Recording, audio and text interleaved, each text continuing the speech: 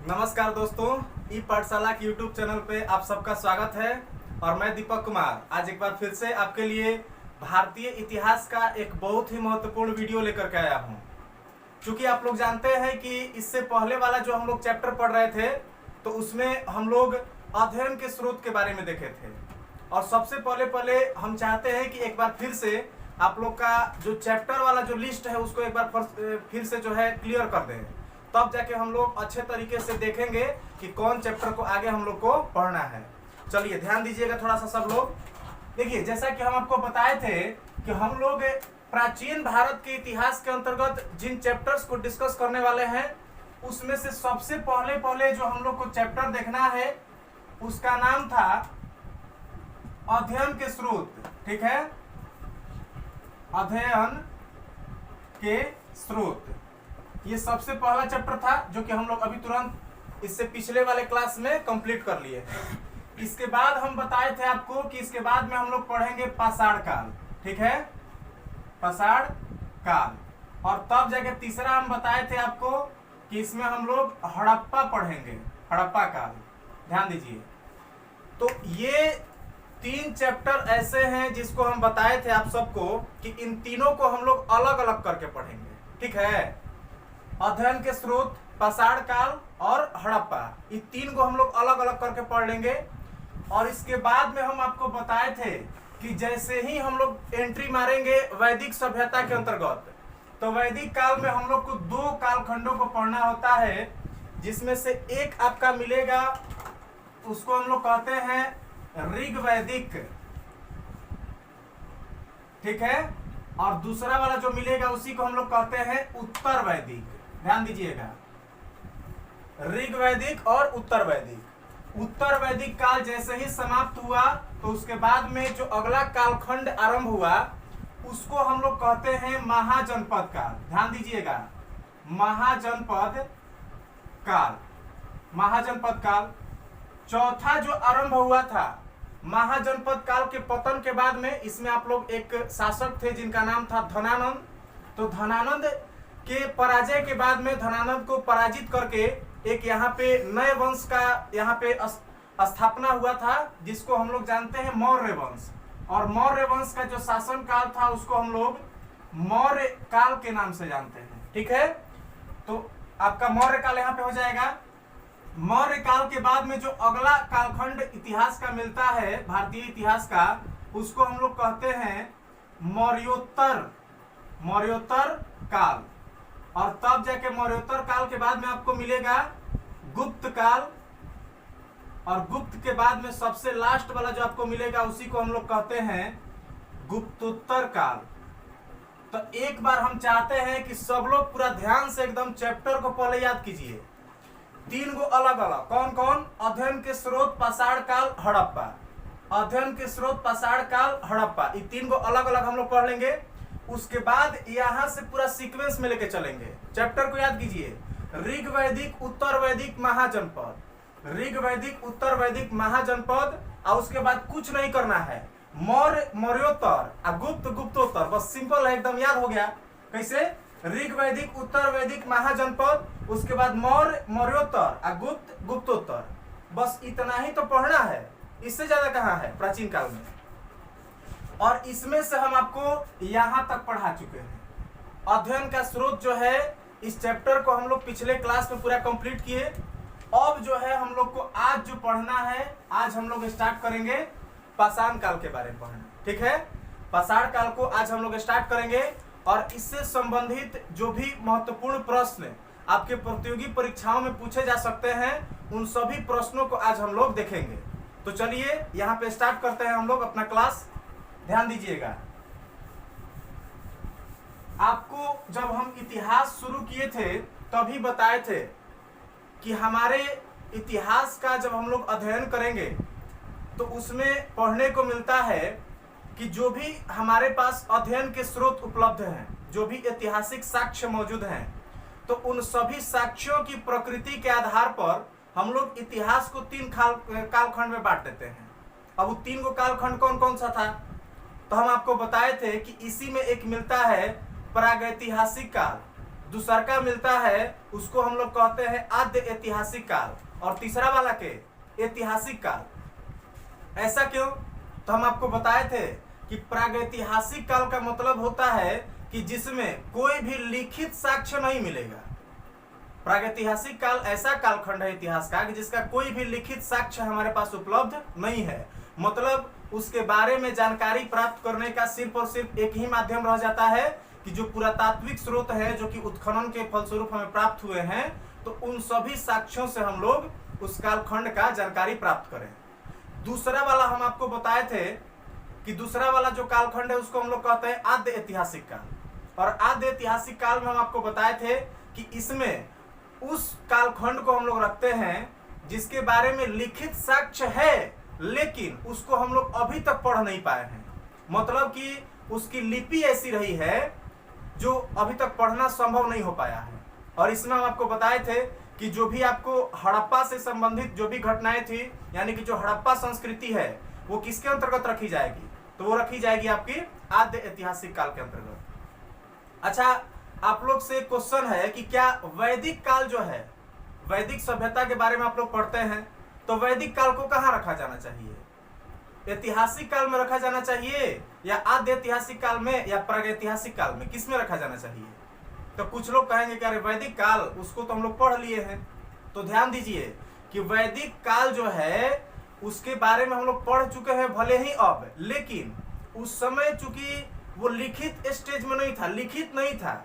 जो भी वेद हम लोग पढ़ते हैं जिससे कि वैदिक काल के बारे में हमें जानकारी मिलती है, वो लिखित नहीं था उस समय, सिर्फ सुन के याद किया जाता था। हम आपको पिछले क्लास में बताए भी थे जब साहित्यिक स्रोत पढ़ा रहे थे, तो कि जो वेद थे, जो ब्राह्मण ग्रंथ थे, तो उन सबको हम लोग यहाँ पे श्रुति ग्रंथ के अंतर्गत रखते हैं। और श्रुति का मतलब क्या होता है? सुन के याद करना है, यानी कि उनके बारे में सुन के अध्ययन किया जाता था, बाद में उनको लिपिबद्ध किया गया। तो इसलिए वैदिक काल को भी हम लोग आद्य ऐतिहासिक काल के अंतर्गत ही रखते हैं। अब जब महाजनपद काल आएगा तो महाजनपद काल से लेकर के बाकी का जो समय है उसको हम लोग ऐतिहासिक काल कहते हैं, क्योंकि इसके बाद से जो भी घटनाएं घटी उन सभी घटनाओं के बारे में हमारे पास लिखित साक्ष्य उपलब्ध हैं। ठीक है, तो चलिए अब हम लोग थोड़ा सा जो प्रागैतिहासिक काल है उसी को उठा के लेके चलते हैं हम लोग। प्रागैतिहासिक काल, प्रागैतिहासिक काल सुनिएगा ध्यान से। प्रागैतिहासिक काल के बारे में अभी जस्ट पहले मैंने आपको क्या बताया कि इसके बारे में कोई लिखित साक्ष्य नहीं है जी, इसके बारे में लिखित साक्ष्य नहीं है, लिखित साक्ष्य नहीं है। यानी कि प्रागैतिहासिक काल के अंतर्गत उस कालखंड को हम लोग रखते हैं जिसका कोई भी साहित्यिक या लिखित साक्ष्य हमारे पास उपलब्ध नहीं है। जानकारी कहां से प्राप्त करते हैं? तो जानकारी प्राप्त करने का एकमात्र स्रोत है वो है पुरातात्विक स्रोत। ठीक है, चलिए अब इसमें थोड़ा सा आपको समझना है कि प्रागैतिहासिक काल को मुख्य रूप से हम लोग दो भागों में बांट सकते हैं। प्रागैतिहासिक काल को कितना भाग में जी? तो दो भाग में। कौन कौन? तो इसी में आपको मिलेगा पाषाण काल। एकरे में क्या मिलेगा? पाषाण काल। ठीक है, दूसरा वाला इसी में मिलेगा आपको ताम्र पाषाण काल, ताम्र पाषाण काल। अच्छा, एक बात आप यहाँ पे समझ रहे हैं कि इसको हम लोग पाषाण काल क्यों कहते हैं और इसको यहाँ पे ताम्र पाषाण काल क्यों कहते हैं? तो इसका रीजन ये है कि जब भी आप इतिहास को पढ़िएगा तो उसमें जो पुरातात्विक स्रोत इस कालखंड के बारे में हमें प्राप्त हुए हैं, उन पुरातात्विक स्रोतों का अगर हम लोग अध्ययन करते हैं अच्छे तरीके से तो उनकी प्रकृति अलग अलग थी। कुछ ऐसे स्रोत थे जो कि सिर्फ और सिर्फ पत्थरों से बने थे, कुछ ऐसे स्रोत थे जो कि उसमें धातुओं का भी प्रयोग किया गया था। और इसी के आधार पर हम लोग जो इतिहास के कालखंड हैं तो उनको अलग अलग रूपों में विभाजित करते हैं, जिसमें आपको यहाँ पे पाषाण काल मिला, यहाँ पे ताम्र पाषाण काल मिला। आगे बढ़िएगा थोड़ा सा तो आपको उसमें कांस्य युग मिलेगा, उसके बाद में आपको लौह युग मिलेगा। वो भी आगे हम लोग जब बढ़ेंगे तो हड़प्पा आते आते जो है मिलने लगेगा। फिलहाल आपको यहाँ पे ध्यान देना है। पाषाण काल की अगर हम लोग बात करें तो आपको ध्यान देना है कि पाषाण का मतलब होता है पत्थर। पाषाण का मतलब क्या होता है जी? पत्थर होता है, इसी को स्टोन एज कहते हैं। वहीं अगर हम लोग ताम्र पाषाण की बात करें तो इसमें ध्यान देना है कि ताम्र का मतलब हो गया तांबा और इसका मतलब हो गया पत्थर। ठीक है, तो सुनिए ध्यान से, अगर आपसे पूछेगा कि पाषाण काल, तो पाषाण काल का मतलब ध्यान रखना है कि इसमें जो भी उपकरण थे, उपकरण मतलब समझ रहे हैं, लोग अपने जीवन यापन करने के लिए उस समय शिकार करते थे, और शिकार करने के लिए जिन उपकरणों का, जिन औजारों का उपयोग करते हैं, उन्हीं को यहाँ पे हम लोग उपकरण के रूप में देखेंगे। और जो भी शिकार करने वाले उपकरण इनके थे वो टोटल किससे मिलकर बने होते थे? तो पत्थर के। अब पत्थर से बने हुए औजार जिस काल के प्राप्त होते हैं उस काल को ही हम लोग क्या कहते हैं? पाषाण काल कहते हैं। क्लियर है? अब सुनिए, ताम्र पाषाण काल की अगर हम लोग बात करें तो पाषाण काल के जस्ट बाद की स्थिति को ही हम लोग ताम्र पाषाण काल कहते हैं। इसमें खूबसूरती ये है कि इस काल में सबसे पहले धातु की खोज हुई और तांबा जो है यही सबसे प्रथम धातु के रूप में खोजा गया। ठीक है, तांबा जो है सबसे पहला धातु खोजा गया था। आपसे परीक्षा में प्रश्न पूछेगा कि सबसे पहले किस धातु की खोज की गई थी, तो आप क्या बोलिएगा? तांबा बोलिएगा। ठीक है, क्योंकि तांबा जो है वो सबसे पहले खोजा गया और इसी के आधार पर पत्थर में मिला दिए तांबा तो बन गया ताम्र पाषाण काल। ठीक है, पत्थर में जब तांबा को मिलाया गया तो यहाँ पत्थर मतलब पाषाण और इसी में मिला दिए तांबा तो हो गया ताम्र पाषाण काल। क्लियर है? अब चलिए थोड़ा सा आगे बढ़ते हैं। आज हम लोग इधर नहीं जाएंगे, मेन फोकस हम लोग का आज यहाँ पे रहने वाला है। चलिए समझिए बढ़िया से।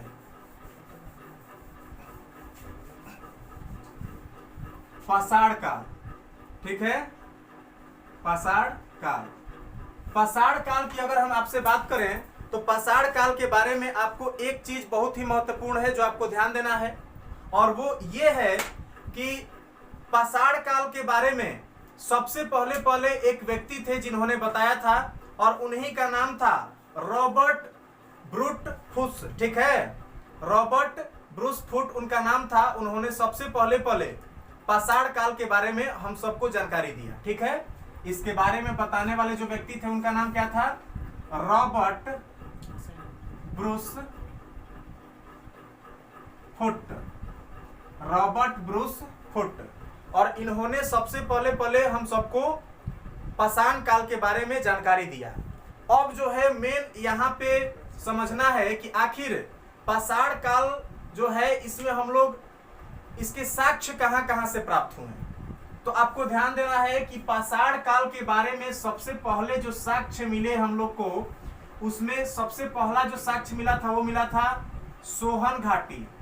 सोहन घाटी आपका पंजाब के एरिया में पड़ता है। ठीक है, और यहाँ पे भी आपको पाषाण काल से संबंधित साक्ष्य मिले। इसके बाद में आपको मिलेंगे नर्मदा घाटी। ठीक है, नर्मदा घाटी। नर्मदा घाटी के बाद में चलिएगा तो आपको बेलन घाटी जो है, बेलन घाटी। तो इन सभी जगहों पे आमतौर पे पाषाण काल से संबंधित जो साक्ष्य थे वो प्राप्त हुए हम सबको। ठीक है, और इन्हीं के आधार पे जो साक्ष्य यहाँ पे प्राप्त हुए, चूंकि वो सारे के सारे साक्ष्य पत्थरों से निर्मित थे और इसलिए इस कालखंड को हम लोग पाषाण काल की संज्ञा दे दिए। ठीक है, इसमें आपको समझना है कि जो पाषाण काल है, तो पाषाण काल में जितने भी उपकरण प्राप्त हुए, जितने भी औजार प्राप्त हुए, तो उन औजारों की प्रकृति और उनकी संरचना के आधार पर हम लोग पाषाण काल को 3 कालखंडों में बांटते हैं। और उन 3 को कालखंड यहाँ पे समझिए सब लोग ध्यान से। इसी में आपको जो सबसे पहला वाला जो कालखंड मिलेगा उसको हम लोग कहते हैं, ध्यान दीजिए, उसको हम लोग पूरा पाषाण काल कहते हैं, पूरा पाषाण काल। दूसरा वाला जो आपको मिलेगा उसी को हम लोग मध्य पाषाण काल कहते हैं, मध्य पाषाण काल। और तीसरा जो कालखंड मिला उसको हम लोग नव पाषाण काल कहते हैं, नव पाषाण काल। ध्यान से समझिएगा, पाषाण काल को कितने कालखंडों में बांटा गया? 3 कालखंड में, पूरा पाषाण काल, मध्य पाषाण काल और नव पाषाण काल। ठीक है, और इन सभी को हम लोग अब बारी बारी से पढ़ेंगे। सबसे पहले हम लोग बात करेंगे जो पूरा पाषाण काल है इसके बारे में। और पूरा पाषाण काल के बारे में हम आपसे अगर बात करें तो इसमें सबसे पहली चीज आपको ध्यान देना है कि पूरा पाषाण काल के बारे में जो भी हमें ऐतिहासिक साक्ष्य मिले हैं वो आमतौर पे नर्मदा घाटी, बेलन घाटी, उसके बाद में आपका जो भीमबेटका है जो कि मध्य प्रदेश में स्थित है, गुफा वहां पे आमतौर पे मिलते हैं, ठीक है।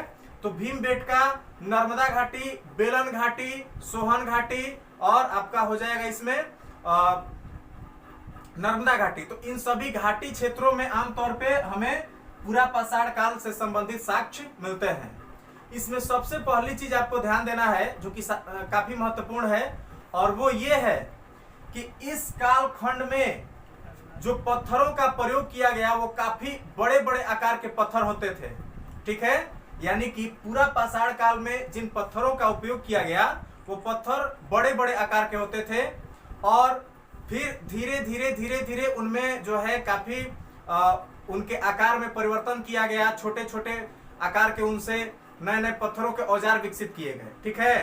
तो उसको हम लोग आगे देखेंगे और इन्हीं विकास क्रम के आधार पर हम लोग जो पूरा पाषाण काल है उसको फिर से 3 काल खंडों में बांटते हैं। ध्यान से देखिएगा, जिसमें से पहला वाला जो आपको मिलेगा पूरा पाषाण काल में उसी को हम लोग कहते हैं निम्न पूरा पाषाण काल, निम्न पूरा पाषाण काल, ठीक है। दूसरा वाला जो मिलेगा उसी को हम लोग कहते हैं मध्य पूरा पाषाण काल, ठीक है। और तीसरा वाला जो मिलता है उसी को हम लोग कहते हैं उच्च पूरा पाषाण काल, उच्च पूरा पाषाण काल, ठीक है। तो इस तरह से टोटल 3 काल खंडों में हम लोग पूरा पाषाण काल को बांटते हैं और इन 3 काल खंडों के बारे में अब हम लोग सीक्वेंस वाइज एक एक करके समझेंगे।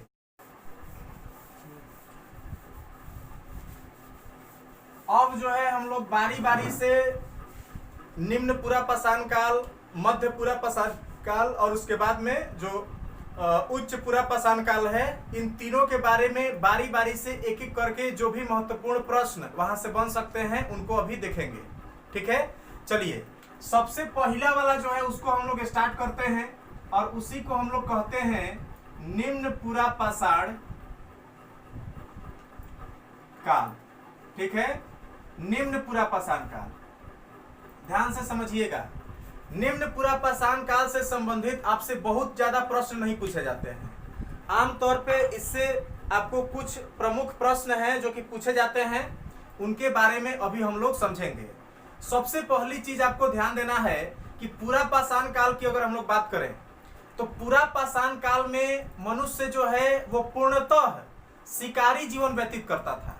शिकारी जीवन व्यतीत करने का मतलब ये हुआ कि मनुष्य जो है जानवरों को मारता था और जानवरों को मार करके अपना भोजन ग्रहण करता था, उनको भोजन के रूप में उपयोग करता था। इसके साथ ही मनुष्य जो है वो अपने भोजन के लिए कंदमूल और जो पौधों के जो फल थे इन सब पे भी निर्भर रहा करता था, ठीक है। यानी कि उसका कोई ठौर ठिकाना स्थायी नहीं था, वो कभी यहाँ कभी वहां, मतलब कि एक तरह से जो कबीलाई जीवन होता है स्थानांतरित हो के, मतलब एक स्थान से दूसरे स्थान पे जा जाके जो जीवन व्यतीत किया जाता है उस टाइप से अपना जीवन व्यतीत करता था मनुष्य, ठीक है। और इसलिए यहाँ पे अस्थायी आवास के तो साक्ष्य मिलेंगे ही नहीं, स्वाभाविक है। साथ ही साथ इसमें आपको कृषि वगैरह किसी चीज का साक्ष्य नहीं मिलेगा। इसमें आमतौर पे आपको ध्यान देना है सबसे पहली चीज कि मनुष्य जो है ये शिकारी जीवन व्यतीत करता था। मनुष्य का जीवन कैसा था जी? तो शिकारी था, पहला चीज। दूसरा चीज इसमें ध्यान देना है कि इस समय चूंकि मनुष्य की सोचने की क्षमता और जो उसकी कलाकृति थी वो बहुत ज्यादा विकसित नहीं थी, कलाकारी बहुत ज्यादा कर नहीं पाते थे और इसलिए इस कालखंड में मनुष्य जो है वो आमतौर पे बड़े बड़े पत्थरों के औजार बनाते थे। बड़े बड़े पत्थर के औजार जो है इस कालखंड से संबंधित हमें प्राप्त होते हैं और ये औजार जो है आमतौर पे 3 कैटेगरी में इनको रखा जा सकता है, जिसमें से एक आपको मिलेंगे जिनको हम लोग कहते हैं पेबुल, ठीक है। दूसरा वाला जो मिलेगा उसी को हम लोग कहते हैं चॉपर और तीसरा वाला को हम लोग कहते हैं चॉपिंग। ठीक है, पेबुल, चॉपर और चॉपिंग, ये तीन कैटेगरी के इस समय औजार मुख्य रूप से मनुष्य जो है वो उपयोग में लाता था। अब समझिए कि पेबुल, चॉपर और चॉपिंग होते क्या थे। पेबुल का मतलब ये हुआ, ध्यान से समझिएगा, जब नदी कहीं पे प्रवाहित होती है तो प्रवाहित होते समय पत्थरों को जो है, पत्थर जो है नदी की धार से घिस करके और काफी चिकने और सपाट हो जाते हैं। ठीक है, यानी कि नदी के धार से चिकने हुए जो पत्थर होते थे, पत्थर, तो उन्हीं को पेबुल कहा जाता था। नदी बह रही है और नदी के बहने के कारण सिर्फ जो पत्थर होते थे वो घिस करके और चिकने सपाट हो जाते थे, उन्हीं पत्थरों को हम लोग पेबुल कहते हैं। दूसरी चीज ध्यान से समझिएगा, दूसरा आपको मिलता है चॉपर। इसके बारे में अगर हम आपसे बात करें तो ध्यान से समझिए कि जो पेबुल है, तो पेबुल में जब जो उसका किनारा होता था, पेबुल के किनारा, मान लीजिए कि ये आपका हो गया पेबुल, और इस पेबुल में हम छील करके और इसको किनारे पर, एगो किनारा पे नुकीला बना दिए, तो बस इसी को हम लोग क्या कहेंगे जी, तो इसको हम लोग चॉपर कहेंगे। यानी कि पेबुल के किनारे को नुकीला बनाना। पेबुल के किनारों को अगर नुकीला बना दिया गया तो उस नुकीले उपकरण को ही चॉपर कह दिया जाता था। और जहां तक हम लोग चॉपिंग उपकरण की बात करें तो इसमें आपको ध्यान देना है कि पेबुल में जब एक सिरा को नुकीला बनाया गया तो वो चॉपर बना, और जब दोनों सिरा को नुकीला बना दिया गया तो वही क्या हो गया, चॉपर। यानी कि जो चॉपर होते थे ये दोनों सिरों पर नुकीले होते थे। ठीक है, इनके दोनों सिरे कैसे होते थे, नुकीले होते थे, और इन्हीं उपकरणों को हम लोग क्या कहते थे, चॉपिंग कहते थे। ठीक है, तो इस तरह से आमतौर पे आपको यहाँ पे 3 प्रकार के औजार मुख्य रूप से आपको मिलेंगे, जो कि पूरा पाषाण काल में, यहाँ पे जो निम्न पूरा पाषाण काल है, इस कालखंड में आमतौर पे उपयोग किए जाते थे। अगली चीज आपको ध्यान देना है कि चूंकि यहाँ पे निम्न पूरा पाषाण काल की जो सबसे पहले साक्ष्य मिले थे, सबसे पहला जो साक्ष्य मिला था इस कालखंड का, तो सबसे पहला साक्ष्य इसके बारे में हमें प्राप्त हुआ था सोहन घाटी से। ठीक है, सोहन घाटी से सबसे पहले हमें निम्न पूरा पाषाण काल से संबंधित साक्ष्य की प्राप्ति हुई, और चूंकि ये सोहन घाटी में इससे संबंधित साक्ष्य सबसे पहले प्राप्त हुए, और इसीलिए इसको हम लोग सोहन संस्कृति कहने लगे। ठीक है, सोहन संस्कृति। तो अब आपसे समझिए कि आपसे प्रश्न पूछेगा कि सोहन संस्कृति किस कालखंड को कहा जाता है, तो बस आपको ध्यान देना है कि सोहन संस्कृति किसे कहा जाएगा, तो निम्न पूरा पाषाण काल जो है उसी को हम लोग सोहन संस्कृति के रूप में जानते हैं। ठीक है, तो चलिए, हम उम्मीद करते हैं कि इतना पूरा दिमाग में सेट हो गया होगा। अब सुनिए ध्यान से, यहाँ पे आपसे कुछ प्रश्न जो है इसके स्थान से भी संबंधित पूछ सकते हैं कि आमतौर पे इसके प्रमुख स्थल कौन कौन से थे। ठीक है, आपसे प्रश्न पूछेगा, आपसे कुछ स्थानों के नाम दे देगा और पूछेगा कि इनमें से कौन से स्थान जो है वो निम्न पूरा पाषाण काल से संबंधित हैं। तो आपको ध्यान देना है कि निम्न पूरा पाषाण काल जो है इससे संबंधित 2-3 स्थल काफी महत्वपूर्ण हैं, जिसमें सबसे पहला आपको मिल जाएगा सोहन घाटी। सोहन घाटी के बारे में मैंने आपको बताया, ये कहाँ स्थित है, तो पंजाब में स्थित है। दूसरा आपको मिल जाएगा बेलन घाटी, और बेलन घाटी की अगर हम बात करें तो ये आपका उत्तर प्रदेश में जो इलाहाबाद वाला जो एरिया है, मिर्जापुर वाला, तो उधर का एरिया जो है उसी को हम लोग बेलन घाटी के नाम से जानते हैं। बेलन नदी वहां पे प्रवाहित होती है, जो कि टोंस की सहायक नदी है। टोंस एक नदी है और उसकी सहायक नदी कौन सी है, बेलन। तो बेलन घाटी में भी आपको यहाँ पे आमतौर पे निम्न पूरा पाषाण काल से संबंधित जो साक्ष्य हैं, जो उपकरण है, वो मिल जाते हैं। ठीक है, तो ये चीज आपको ध्यान रखना है। इसके प्रमुख स्थल कौन कौन से हो गए? सोहन घाटी और बेलन घाटी। चलिए, तो ये रहा आपका निम्न पुरा पाषाण काल से संबंधित कहानी। अब जो है थोड़ा सा हम आपको लेके चलेंगे मध्य पुरा पाषाण की ओर। ध्यान दीजिए,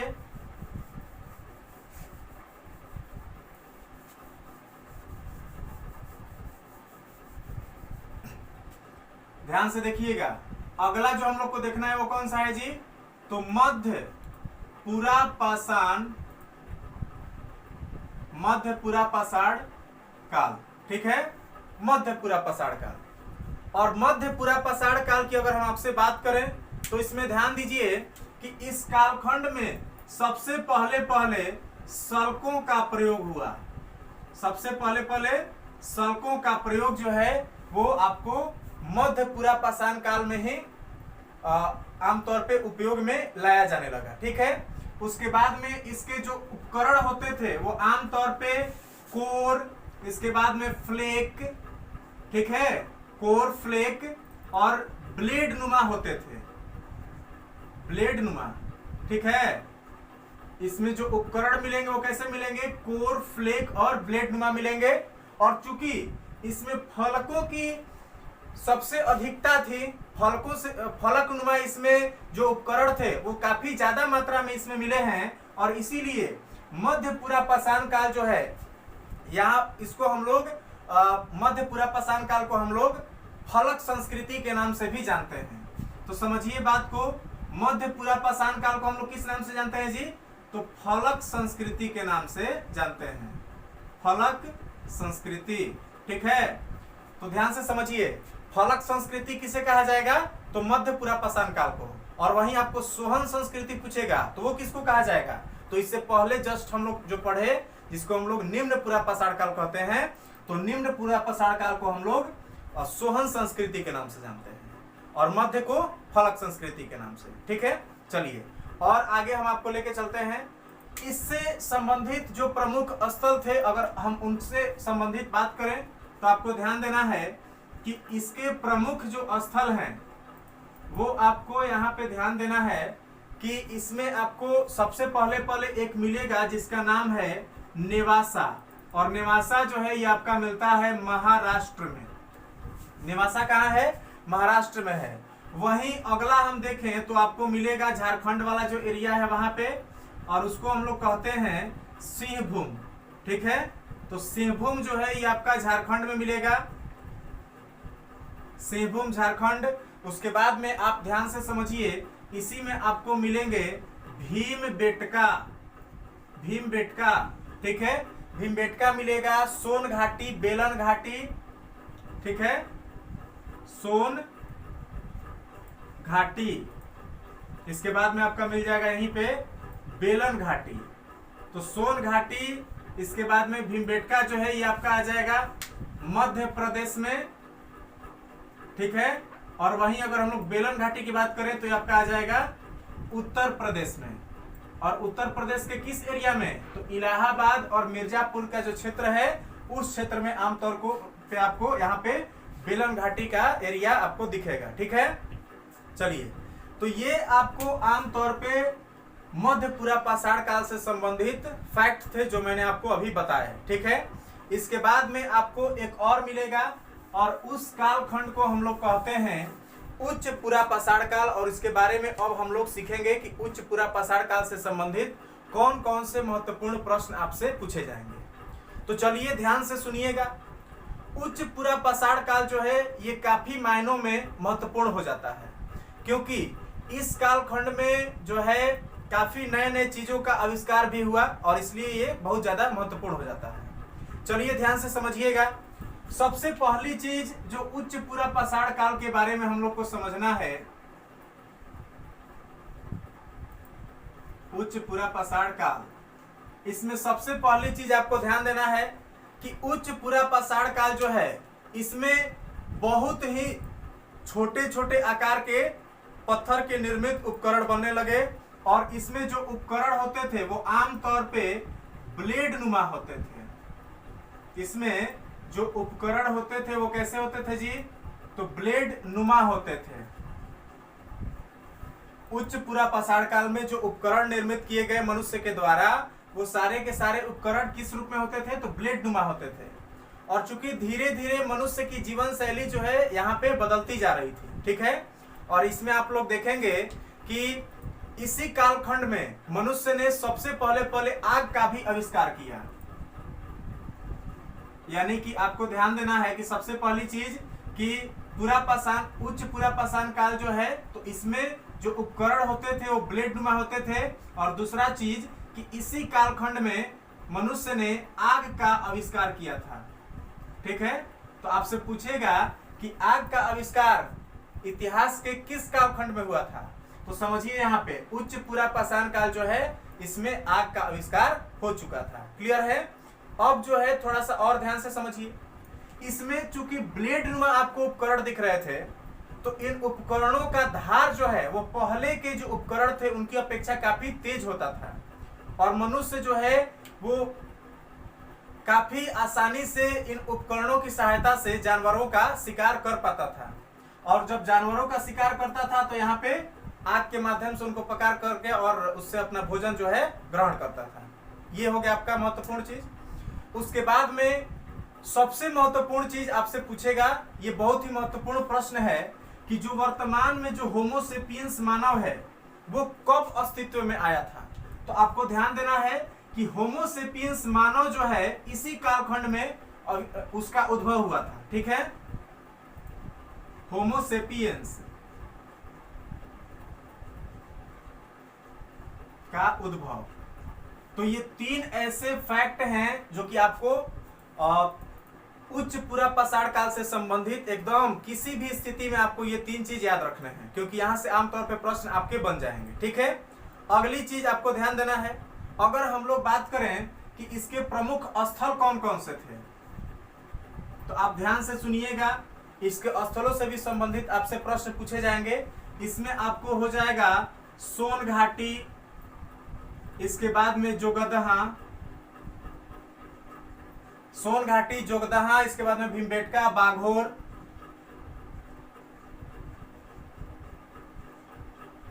भीमबेटका, बाघोर हो जाएगा आपका। इसके बाद में आपका हो जाएगा इसी में सिंहभूम, इसी में आपका हो जाएगा बूढ़ा पुष्कर। तो ये इसके प्रमुख स्थल हैं, ध्यान से समझिएगा। ये चार स्थल जो है ये आपके एमपी में मिलते हैं, मध्य प्रदेश में, ये आपके हो जाएंगे झारखंड में, और ये आपका हो जाएगा राजस्थान में, ठीक है। और अगर हम लोग देखें तो इसी में आपको मिलेंगे वेमुला, वेमुला, कर्नूल, ठीक है। तो ये आपके जो स्थल हैं ये आपके मिल जाते हैं आंध्र प्रदेश में।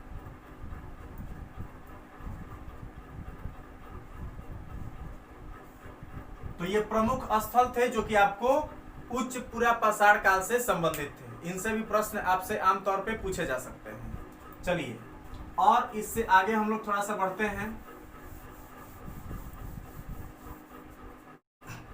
तो चलिए, अब जो हम लोग देखने वाले हैं वो है मध्य पाषाण काल, ठीक है। मध्य पाषाण काल, मध्य पाषाण काल की बात करें तो इसमें काफी छोटे आकार के आपको इससे संबंधित औजार मिलेंगे, ठीक है। छोटे आकार के औजार, ध्यान से समझिएगा। और चूंकि इसमें छोटे आकार के औजार मिलते थे, काफी छोटे आकार के, और इन छोटे आकार के औजारों को हम लोग माइक्रोलिथ कहते थे, ठीक है। माइक्रोलिथ, ध्यान से समझिएगा। मध्य पाषाण काल में जो औजार बनाए जाते थे वो औजार बहुत ही छोटे आकार के होते थे और नुकीले होते थे, और इनके छोटे आकार के कारण ही हम लोग इन औजारों को माइक्रोलिथ के नाम से जानते हैं, ठीक है। और चूंकि इससे संबंधित जो औजार थे उनको हम लोग माइक्रोलिथ कहते हैं, और इसीलिए हम लोग मध्य पाषाण काल को माइक्रोलिथिक एज भी कहते हैं। माइक्रोलिथिक एज, ध्यान दीजिए, माइक्रोलिथिक या माइक्रोलिथिक एज या माइक्रोलिथिक काल इसको आमतौर पे कहा जा सकता है। ये आपका इससे संबंधित बहुत ही महत्वपूर्ण प्रश्न है। उसके बाद अगर हम लोग इससे संबंधित और आगे प्रश्नों को देखें तो आपको ध्यान देना है कि सबसे पहले मध्य पाषाणकालीन उपकरणों को खोजने का जो कार्य है वो सीएल कार्लाइल ने किया था। किसने किया था? CL Carlisle. सीएल कार्लाइल वो प्रथम व्यक्ति थे जिन्होंने इससे संबंधित उपकरणों को सबसे प्रथम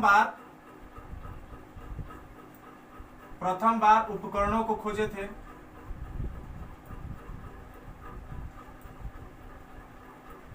ठीक है, अब ध्यान दीजिए, ये तो हो गया कि किसने सबसे पहले यहाँ पे निम्न पूरा पाषाण काल के बारे में बताया। ठीक है, अगला अगर हम लोग इससे संबंधित प्रश्न देखें तो आपको ध्यान देना है कि यहाँ पे मध्य पाषाण काल में ही सबसे पहले जो है मनुष्य ने पशु पालन करना शुरू किया था और इसी काल में मनुष्य ने सबसे पहले जो कुत्ता था तो कुत्ता को पालतू बनाया था। ध्यान दीजिए, इस कालखंड में कुत्ते को पालतू बनाया गया। कुत्ते को पालतू बनाया गया। क्लियर है? सबसे पहले इस कालखंड में कुत्ते को पालतू बनाया गया। अब सुनिए ध्यान से, समझने वाली बात है। क्योंकि यहाँ पे सबसे पहले मनुष्य के द्वारा कुत्ते को पालतू बनाया गया था। इससे पहले मनुष्य जो है वो किसी भी जानवर को पालना नहीं सीखा था। ठीक है, तो इससे ये निष्कर्ष निकलता है कि कुत्ता जो है ये सबसे पहला पालतू पशु है। सबसे पहला जो पालतू पशु है वो कौन सा है? कुत्ता है। आपसे प्रश्न पूछेगा कि मनुष्य ने सबसे पहले किस जानवर को पालतू बनाया था, तो आपको ध्यान देना है वो कौन सा होगा? कुत्ता होगा। कुत्ता को सबसे पहले यहाँ पे पालतू बनाया गया था, गाय भैंस नहीं। ठीक है, कुत्ता को यहाँ पे पालतू बनाया गया और कुत्ते को ही यहाँ पे पालना शुरू किया गया सबसे पहले और इसी के आधार पे पशुपालन के स्टार्ट किया गया यहाँ पे। अगला चीज अगर हम लोग इससे संबंधित देखें तो इस कालखंड से संबंधित जो अस्थि पंजर हैं वो भी हमें साक्ष्य के रूप में प्राप्त हो जाते हैं। इससे पहले वाला अगर देखिएगा तो उससे संबंधित अस्थि पंजर जो मनुष्य के हैं वो नहीं मिलते हैं, लेकिन जो आपका मध्य पाषाण काल है तो इससे संबंधित अस्थि पंजर सबसे पहले हमें प्राप्त हुए। ये चीज आपको क्लियर रखना है। और ये अस्थि पंजर जो है आमतौर पे आपको उत्तर प्रदेश के एक जगह है जिसका नाम है सरायनाहर और दूसरा है महदहा। तो इन दो जगहों से आमतौर पे अस्थि पंजर प्राप्त हुए। कौन कौन से? सरायनाहर और दूसरा आपका क्या हो जाएगा जी? तो महदहा। इन दो जगहों से मनुष्य के अस्थि पंजर आमतौर पे प्राप्त हुए। ठीक है, अस्थि पंजर। और अस्थि पंजर चूंकि प्राप्त हुए, इससे ये निष्कर्ष निकलता है कि इस कालखंड में मनुष्य जो है वो अंत्येष्टि की क्रिया करता था। ठीक है, और अंत्येष्टि का मतलब ये हुआ कि अंत्येष्टि का जो उस समय प्रक्रिया होता था वो मनुष्य को दफना करके, शवों को दफनाने की प्रक्रिया जो है आमतौर पे उस समय प्रचलित रही होगी। क्योंकि अस्थि पंजर कब मिलेंगे? जब शवों को काफी समय पहले दफनाया गया होगा और वो जो अवशेष हैं उसके मृदा के अंदर जो है दबे होंगे और उन्हीं अस्थि पंजरों को बाद में प्राप्त किया गया। और इससे ये निष्कर्ष निकला कि आमतौर पे उस समय के जो लोग होते थे वो क्या करते थे? तो शवाधान जो है वो दफना करके किया करते थे। ठीक है, चलिए आगे बढ़ते हैं थोड़ा सा और हम लोग। अगला चीज आपको ध्यान देना है कि इसी कालखंड में सबसे पहले वृक्षारोपण का भी यहाँ पे साक्ष्य मिलता है। वृक्षारोपण का साक्ष्य जो है सबसे पहले आपको मध्य पाषाण काल से ही संबंधित मिलता है। ठीक है, तो ये आपको यहाँ से बनने वाले प्रमुख प्रश्न थे जो आपको मैंने अभी बताया। अब थोड़ी सी बात करेंगे कि इससे संबंधित जो प्रमुख स्थल थे वो कौन कौन से थे। तो ध्यान से समझिएगा, अगर इससे संबंधित हम लोग स्थलों की बात करें तो इसी में आपको मिलेगा बागौर, और बागौर आपका पड़ता है राजस्थान में। बागौर ये राजस्थान में हो जाएगा। इसके बाद में इससे संबंधित आपका मध्य प्रदेश में अगर हम लोग देखें तो उसी में मिलेगा आपको आदमगढ़। आदमगढ़ ये आपका हो जाएगा मध्य प्रदेश में। ठीक है, और अगला हम लोग देखें तो आपको मिलेगा इसी में लंघनाज। ध्यान दीजिएगा, लंघनाज और लंघनाज की अगर हम आपसे बात करें तो लंघनाज जो है ये पड़ता है गुजरात में।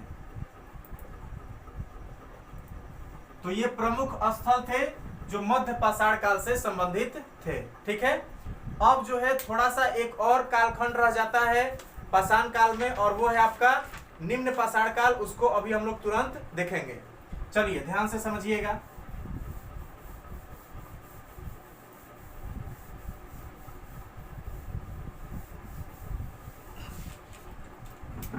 निम्न पाषाण काल,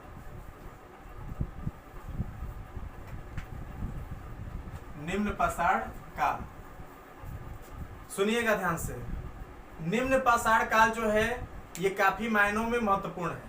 इसलिए भी महत्वपूर्ण है क्योंकि इसके बाद से ही एक अच्छी खासी सभ्यता का विकास हुआ था, जिसको हम लोग हड़प्पा सभ्यता के नाम से जानते हैं। ठीक है, तो इस लिहाज से भी निम्न पाषाण काल जो है ये बहुत महत्वपूर्ण है। इसके बाद में आमतौर पे ताम्र युग का जो है शुरुआत हुआ और धातु की भी खोज की गई। ठीक, तो इसलिए इसको हम लोग को समझना है।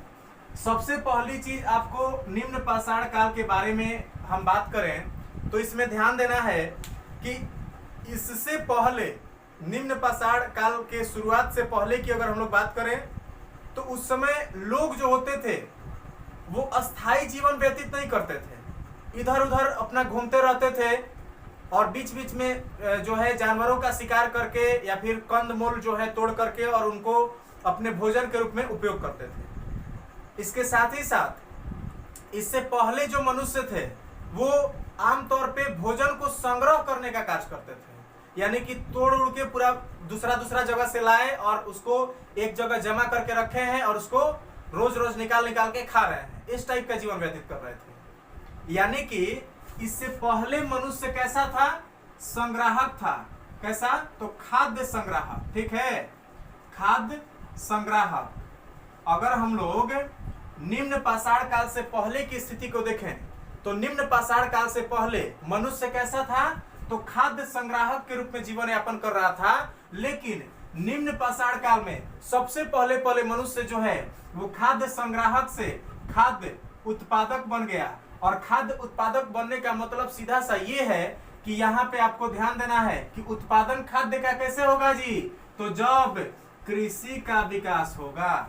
मतलब कि इसी कालखंड में निम्न पाषाण काल में ही सबसे पहले कृषि का विकास हुआ। ध्यान दीजिए जी, सबसे पहले आपसे पूछे कि सबसे पहले मनुष्य ने कृषि करना किस कालखंड में प्रारंभ किया था? तो कोना में? निम्न पाषाण काल में सबसे पहले मनुष्य ने कृषि करना प्रारंभ किया था। और जब कृषि करना प्रारंभ कर दिया तो एक बात और ध्यान से समझिए, यहाँ पे चूंकि उत्पादन की क्रिया हो रही है, मनुष्य खेती कर रहा है, तो खेती करेगा तो क्या खेत में फसल बो के दूसरा जगह भाग जाएगा? ऐसा पॉसिबल है? नहीं। यानी कि जब खेत में मनुष्य फसल लगाया तो इसके लिए जरूरी है कि उसको वहां पे अस्थाई निवास करना पड़ेगा। अस्थाई निवास। तो बस समझिए, इससे ये निष्कर्ष निकला कि निम्न पाषाण काल में ही सबसे पहले मनुष्य ने अस्थाई जीवन व्यतीत करना भी शुरू कर दिया था।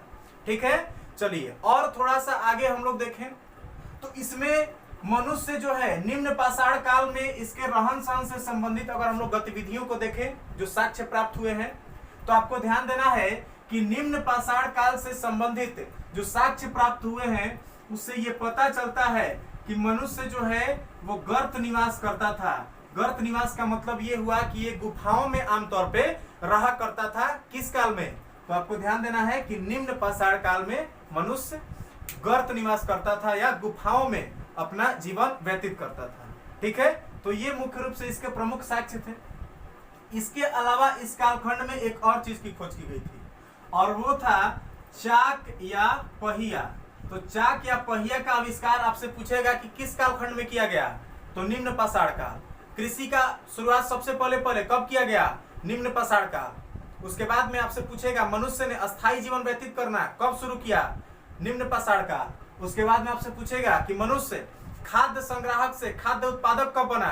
तो निम्न पाषाण काल। ठीक है, ये आपको यहाँ से प्रमुख प्रश्न थे। अगली चीज, इसी कालखंड में मनुष्य के द्वारा मृद भांड का निर्माण करना शुरू किया गया। चूंकि कृषि करने के फलस्वरूप अनाजों का जब उत्पादन होने लगा तो उन अनाजों को रखने की जरूरत पड़ी, और रखने के लिए यहाँ पे मनुष्य ने मृद भांड को बनाना शुरू कर दिया। साथ ही साथ हड्डी के औजार जो है ये भी आमतौर पे इस कालखंड की पहचान है। हड्डी के औजार, हड्डियों से निर्मित जो औजार हैं आमतौर पे इस कालखंड में बनाए गए थे। तो ये आपको महत्वपूर्ण प्रश्न है जो मैंने अभी आपको बताया। अगला इसमें एक और चीज आपको बता दें तो आपको ध्यान रखना है कि चूंकि इसी समय कृषि का विकास हुआ था और मनुष्य ने सबसे पहले यहाँ पे चावल की खेती की थी, और इसका जो साक्ष्य है, इसका जो प्रमाण है वो कुलडीहवा से मिलता है। कुलडीहवा आपका मिलता है ये उत्तर प्रदेश में, उत्तर प्रदेश के कुलडीहवा में कुलडीहवा एक जगह है जहां से सबसे पहले चावल की खेती का प्रमाण मिला है हमें। ठीक है, तो ये महत्वपूर्ण प्रश्न थे जो मैंने आपको अभी बताया। अगर हम लोग प्रमुख स्थलों की बात करें कि भैया कौन कौन स्थल इससे संबंधित थे, तो आपको ध्यान देना है कि निम्न पाषाण काल से संबंधित स्थल आमतौर पे बिहार में भी पाए जाते हैं। इसमें अगर हम लोग प्रमुख स्थलों की बात करें तो आपको ध्यान देना है कि एक इसी में मिलेगा बुर्ज होम, इसी में मिलेगा गुफक कराल, ये दोनों जो है ये कश्मीर में है। कश्मीर में चिरांद की अगर हम लोग बात करें तो चिरांद आपका मिलेगा इसी में, और चिरांद जो है ये बिहार में है। बिहार के छपरा जिला जो है वहां पे आमतौर पे ये स्थित है चिरांद। अगला इसी में हम लोग देखें तो आपको मिलेगा मेहरगढ़, इसी में मिलेगा आपको कुलडीहवा। ठीक है, कुलडीहवा, तो कुलडीहवा आपका हो जाएगा उत्तर प्रदेश में, और मेहरगढ़ की अगर हम आपसे बात करें तो ये आपका हो जाएगा बलूचिस्तान में। और बलूचिस्तान वर्तमान में कहाँ है जी? तो बलूचिस्तान वर्तमान में पाकिस्तान का हिस्सा है। तो ये प्रमुख स्थल हैं जो कि आपको यहाँ पे नव पाषाण काल से संबंधित हैं। ठीक है, नव पाषाण काल से संबंधित। ठीक है, तो ये प्रमुख स्थल थे जो आपको देखना है। उसके बाद एक दो चीज और महत्वपूर्ण है जो हम आपको बता दें। इसमें आपको ध्यान देना है कि आपसे पूछेगा परीक्षा में कि सबसे पहले गर्त निवास का प्रमाण कहां से मिला है। गर्त निवास देख रहे हैं, तो गर्त निवास का प्रमाण जो है वो सबसे पहले यहाँ पे भीमबेटका से मिला है। ध्यान दीजिए, भीमबेटका से सबसे पहले मनुष्य के गर्त निवास का प्रमाण मिला है। उसके बाद में आपसे पूछेगा कि चित्रकला का प्रमाण कहां से मिला है, तो ये भी आपका हो जाएगा भीमबेटका से आपको गर्त निवास और चित्रकला का सबसे पहले प्रमाण मिलता है। वहीं अगर हम लोग बात करें सबसे प्राचीन पशुपालन का, कि सबसे पहले पशुपालन का शुरुआत कहाँ किया गया था, तो ध्यान से समझिए, पशुपालन का सबसे पहला जो साक्ष्य मिलता है वो बागौर से मिलता है। और बागौर कहाँ है जी? राजस्थान में है, अभी तुरंत जस्ट पहले बताए हैं हम। उसके बाद आपसे पूछेगा कि सबसे पहला जो कृषि, अगर हम लोग बात करें सबसे पहला कृषि का साक्ष्य, तो कृषि का साक्ष्य आपका मिलेगा यहाँ पे, ध्यान दीजिए, ये मेहरगढ़ से मिलता है। कृषि का साक्ष्य मेहरगढ़। और उसके बाद में आपका पशुपालन का साक्ष्य जो है आपका हो जाएगा कहाँ, तो पशुपालन हो जाएगा बागौर राजस्थान में। ठीक है, उसके बाद अगर हम लोग देखें तो आपसे पूछेगा कि सबसे पहले धान की खेती का साक्ष्य कहाँ मिला, तो कुलडीहवा, और ये कहाँ है? उत्तर प्रदेश में है। उसके बाद में आपसे पूछेगा कि सबसे पहले मालिक के साथ कुत्ते को दफनाने का जो साक्ष्य मिला है वो कहाँ मिला है, तो ये बुर्जहोम में मिल जाएगा आपका। और मालिक के साथ बकरी को दफनाने का साक्ष्य अगर पूछे तो ये आपका of जाएगा मेहरगढ़ में, जो कि बलूचिस्तान में स्थित है। ठीक है, चलिए, तो ये महत्वपूर्ण प्रश्न थे जो हम लोगों ने अभी पाषाण काल से संबंधित देखा।